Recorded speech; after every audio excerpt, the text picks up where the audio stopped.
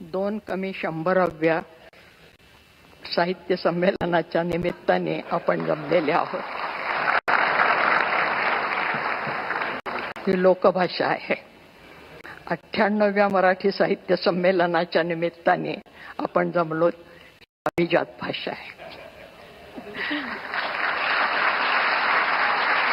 आणि आपण सगळी मंडळी या निरनिराळ्या बोलींच्या मधनच बोलत आलेले आहोत आणि या सगळ्या बोलींचं संमेलन म्हणजे अखिल भारतीय मराठी साहित्य संमेलन आहे असं आपण म्हणू.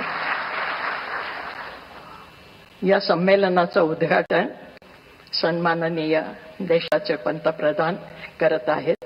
ही आमच्या दृष्टीने फार आनंदाची गोष्ट आहे. या संमेलनाचे स्वागताध्यक्ष आमच्या महाराष्ट्राचे जाणते नेते असं ज्यांना आम्ही ओळखतो ते शरदचंद्रजी पवार. संमेलनातला आवर्जून उपस्थित राहिलेले महाराष्ट्राचे मुख्यमंत्री नागपूरहून खास आले म्हणजे पुन्हा विदर्भातनं आले. असा सगळा महाराष्ट्राचा कानाकोपरा इथे जमलेला आहे. या अखिल भारतीय मराठी साहित्य संमेलन आयोजित करण्यासाठी आणि अध्यक्षीय निवड करण्यासाठी जी यंत्रणा आहे अखिल भारतीय मराठी महामंडळ, त्या महामंडळाच्या अध्यक्षा आमची मैत्रीण उषाताई तांबे, या संमेलनाचे पूर्वाध्यक्ष आणि आमचे सन्मित्र रवींद्र शोभणे, अशी ही सगळी या संमेलनाला मुद्दाम आम्हाला घरातनं आणून बोलवून इथपर्यंत स्वागत करणारे आणि मला इथपर्यंत सोडणारे या संमेलनाचे सगळे संयोजक संजयजी नहार आणि त्यांची सगळी टीम, आपण सगळी मराठीवर उदंड प्रेम करणारी माझे बहीण भावंडांनो, आज फार काही बोलायचं नाही असा दम भरलाय मला, कारण नंतर बोलायचंय. पण आपण आपल्या देशाच्या पंतप्रधानांना ज्या विठ्ठलाची मूर्ती दिली ती विठ्ठल रखुमाईची मूर्ती हे आमचं आराध्य दैवत आहे महाराष्ट्राचं आणि हे आमच्या उदार संस्कृतीचं प्रतीक आहे.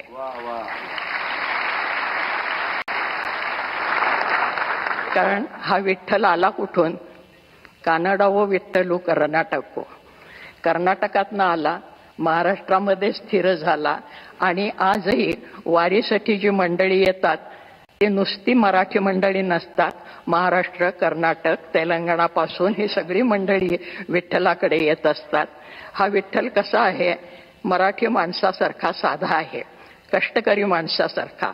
कांबळ खांदी वाहन पायी डोईस मुंडासे, श्यामल रंगी सान रूपते साधेपण भासे. आत्ताच आपण मूर्ती पाहिली. गोऱ्या रंगाची त्याला हौस नाही, सावळाच येतो आणि सावळा नुसता नाही, काळा सावळा आहे. महाराष्ट्राला जो रंग आहे त्या रंगाचाही अभिमान आहे. असा हा विठ्ठल, तो सर्वांना सामावून घेणारा. त्याचे भक्त जर तुम्ही पाहिले तर सर्व जाती जमातीचे भक्त त्याच्या पायाशी जाणारे आहेत. त्याच्यात सर्व व्यवसाय करणारी मंडळी आहेत, सुतारे, लोहारे, चांभारे, गावकुसा बाहेरची मंडळी आहेत. उच्चवर्णीय आमचे एकनाथ महाराज आहेत आणि सगळ्यांचे शिरोमणी ज्ञानेश्वर महाराज आहेत, ज्यांचं पसायदान आपण ऐकलं. या प्रत्येकाने या मराठीची स्तुती केलेली आहे हे आपल्याला माहीत आहे. माझा मराठाची बोल कवतुके परी अमृतातेही पैजा जिंके असं म्हणणारे ज्ञानेश्वर महाराज. संस्कृत भाषा दैव्य केली, प्राकृत काय चोरापासूनही आली असं ठणकावून सांगणारे आमचे एकनाथ महाराज. तेव्हा ही अभिजात मराठी झाली, त्याचं पायाभरण करणारी ही सगळी मंडळी आहेत. आणि ज्या वेळेला महाराष्ट्रामध्ये शिवाजी महाराजांनी राज्य स्थापन केलं त्याचे विश्लेषण करत असताना महाराष्ट्रामध्ये शिवाजी महाराजांनी राज्य कसं स्थापन केलं त्याचं विश्लेषण आमच्या न्यायमूर्ती महादेव गोविंद रानडे यांनी असं केलेलं आहे की संतांनी शिवाजी महाराजांच्यासाठी भूमी निर्माण केली होती. कारण मराठी भाषा जी टिकवली ती संतांनी टिकवली. भाषा ही प्रत्यक्ष जीवनात असावी लागते, कारण भाषा ही एक जैविक अशी गोष्ट आहे जिवंत. जर भाषा बोलली तर ती जिवंत राहते, नुसती पुस्तकातनं आणि ग्रंथातनं ती जिवंत राहत नाही. म्हणून भाषा ही जैविक आहे. आणि महाराष्ट्राला सातत्याने पांडुरंगाचं स्मरण मराठीतनं करायला लावणारी ही भाषा संतांनी जिवंत ठेवली आमच्या. आणि आमच्या या संतांच्या मध्ये मुद्दाम आवर्जून सांगते की मराठी साहित्याचा उगम कुठे झाला, अमुक साली शाळा निघाली आणि माणसं शिकायला लागली, हे आमचं आधुनिक पांडित्य झालं. ज्या दिवशी आईने पहिली ओवी आपल्या बाळाला म्हटली असेल त्या दिवशी मराठी भाषा जन्माला आली.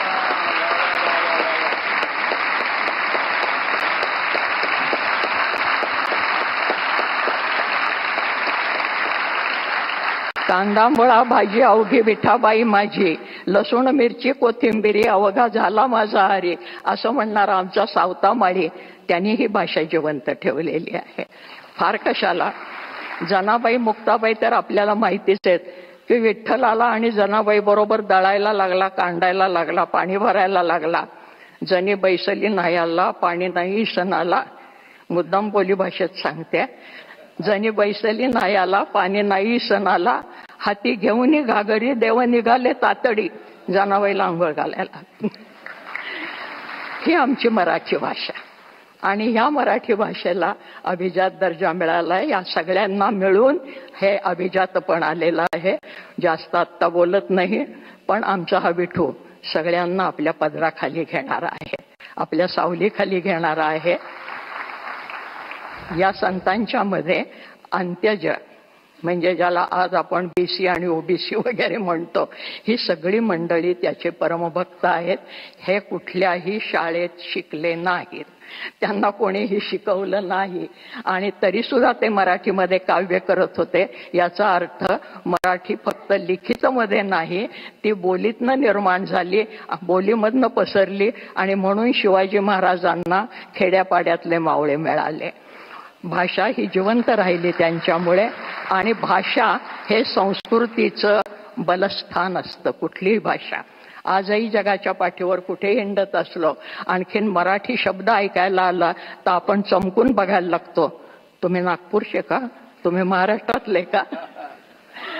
तर हे भाषेचं आपलेपण निर्माण करणारी, भाषा ही जोडणारी गोष्ट असायला पाहिजे, तोडणारी नाही.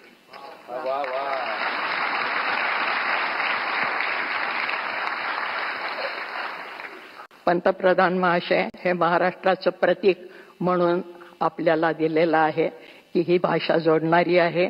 याच्यापेक्षा आत्ता मी जास्त बोलत नाही, कारण संत साहित्याने आम्हाला शिकवलंय. पण अंत्यज स्त्रिया सुद्धा आमच्या बोलत होत्या. आणि आज ज्याला आम्ही पुरोगामी म्हणतो, आणि कोणी कोणी उपहासाने पुरोगामी म्हणतात, ते पुरोगामी काही म्हणू देत, पण खरोखरच आमचे संत हे पुरोगामी आहेत. त्याचे उदाहरण जात पात पक्ष पंथ स्त्री पुरुष भेदाच्या पलीकडे. त्यामुळे स्त्री अध्यक्ष झाली हा महत्वाचा मुद्दा नाही, गुणवत्ता हा महत्वाचा मुद्दा आहे.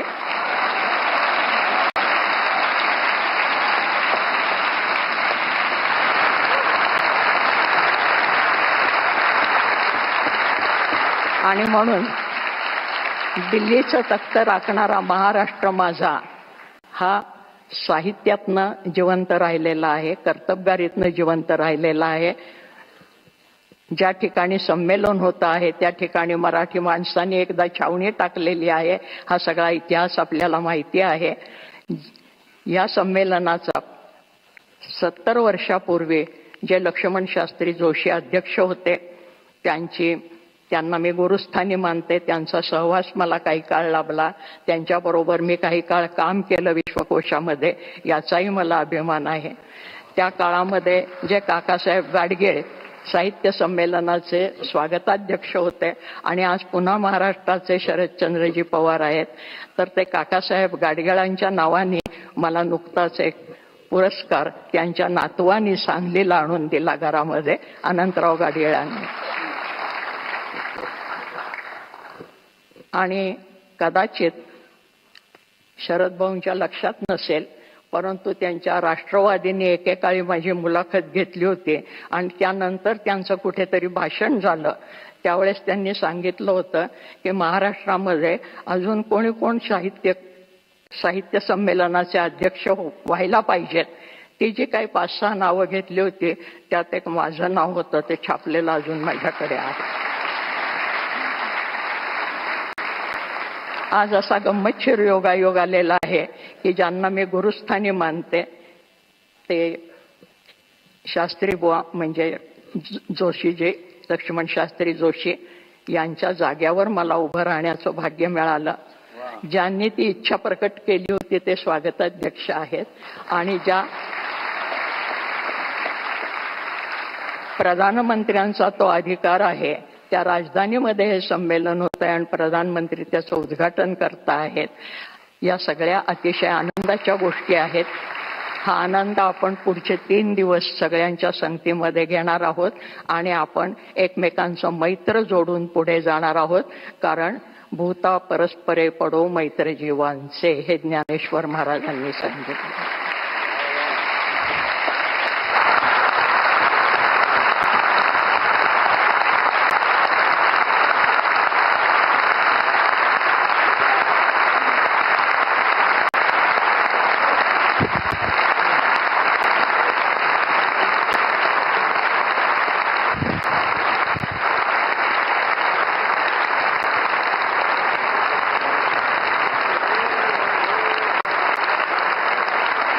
साक्षात मराठी शारदेने आपल्याशी संवाद साधल्याचा भाव सगळ्यांच्या मनात आहे.